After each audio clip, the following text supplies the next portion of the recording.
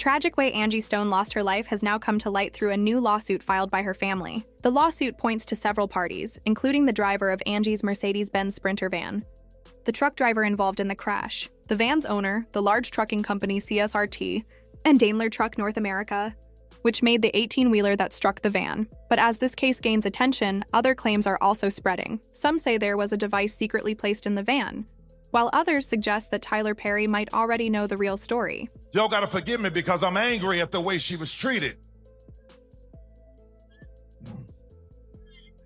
I did not know all the things that she was going through. Recently, I found out because I'm not on Instagram. I'm not being hooked and manipulated by an algorithm telling me what to think and how to feel. So I don't see everything. But to think that this woman was in the business for all of these years, and there's a difference between performing because you want to and performing because you have to.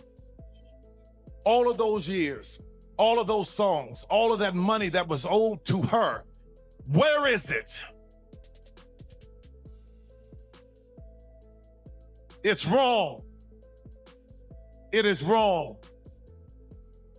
And I'm tired of seeing us struggle and go through things and work hard and not reap the benefits of what we were. This tragedy has taken an unexpected turn months later, and that's what we need to talk about. Angie's two children, Diamond Stone and Michael D'Angelo Archer, have filed a lawsuit, as mentioned earlier. The lawsuit states that the truck driver was distracted, listening to music on headphones, and failed to use the brakes. The family also says the truck's collision avoidance system, which should have helped prevent the crash, didn't work. The lawsuit explains that other drivers heading north were able to avoid the overturned van because they were paying attention and driving at safe speeds. It adds that the weather was clear and played no role in the crash. Instead, the truck driver didn't keep his eyes on the road and drove straight into the disabled Sprinter van at highway speed without braking. Angie was trapped under the van, fully aware of her pain, before she eventually passed away from her injuries. Here's what we know. The van Angie was riding in from Alabama back to Atlanta overturned and was later hit by a big rig. Sadly, Angie was the only one who didn't make it. According to the Alabama Highway Patrol, the 2021 Mercedes-Benz Sprinter van flipped on Interstate 65 at around 4:25 a.m. on Saturday, March 1st, before it was struck by a 2021 Freightliner Cascadia, driven by a 33-year-old man from Texas. The van's driver and 7 other passengers were taken to Baptist Medical Center, but Angie was pronounced dead at the scene. The lawsuit went further, describing in detail the suffering she went through before her passing. Even before this legal action, there were already doubts about what really happened. Reports claimed that Sharita Murphy, a backup singer for Regina Belle who was in the van, believed the crash could have been avoided. She allegedly said that the driver, Lethal Carter, was speeding and ignored Angie's repeated requests to slow down. Angie reportedly asked why he was rushing at 4 a.m., but he insisted he needed to reach Baltimore quickly, even though Angie was the one set to perform there. Sharita apparently felt the driver should face criminal charges because he ignored everyone's pleas to drive safely. There were also accounts from witnesses who said they heard popping noises, almost like gunfire, right before the crash. One witness even claimed they helped someone, possibly Angie, after the first impact, describing events that matched the version of 2 separate collisions given by ALA, which showed just how chaotic the scene became when the 18-wheeler struck. I looked up, and there was an 18-wheeler that had crossed the median into oncoming traffic, and I knew that's what hit me and ran over, and brushed over me was the 18-wheeler. And my daughter's freaking out. She'd already called my husband by then and my father-in-law. And I just told her, we've got to get to the hospital. I can't breathe. It was so hard to breathe. I'm going to post a video of the 18-wheeler after I left the hospital, driving back through to get to my husband and my son. I will not be posting the vehicle in the video because somebody did pass away. They did. And I won't be posting that for...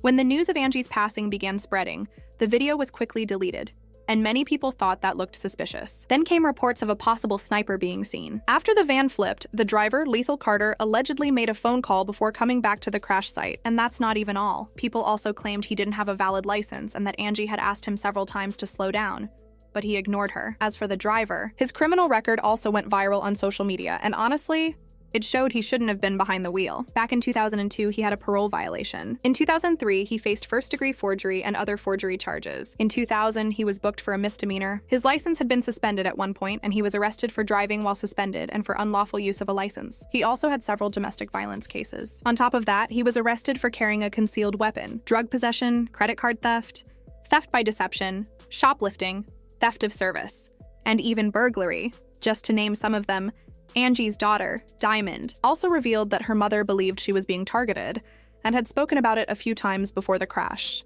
And let's not forget, Angie had publicly called out Universal Music Group only months before the accident. A walking testimony that God has carried me all this time, because if you only knew how much money they have taken from me, how much they have stolen from me, monies that I'm supposed to be, I should have been able to retire 20 years ago with the money I've made, supposedly.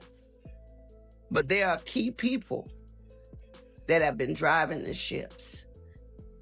And what they've been doing is improperly representing me, improperly stealing from me, taking things in their own hand, changing and switching lanes because they knew I didn't know that part. See, I'm not an attorney. I don't know everything. It turns out Angie had no idea that Universal Music Group had allegedly been taking money from her for decades. When she finally realized it, she made it her mission to call them out. Her link to Universal goes back to her days as a songwriter for MCA. Starting in 1990, MCA Inc. Cards, which owned MCA Records, was rebranded as Universal Studios Inc. in 1966, with its music division becoming Universal Music Group. Angie signed with MCA Universal as a songwriter and also formed the R&B trio Vertical Hold under their label. In a surprising revelation, she explained how her earnings were mishandled over more than 40 years in the industry.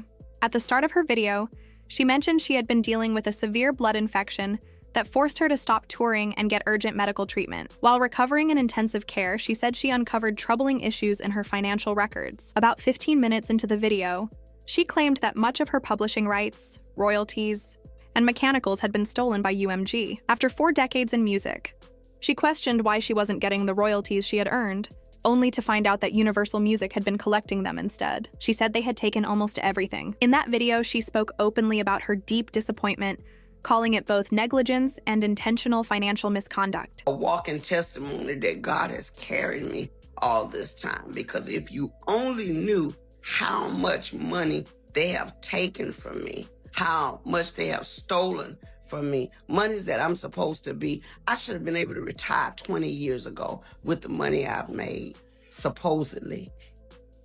But there are key people that have been driving the ships.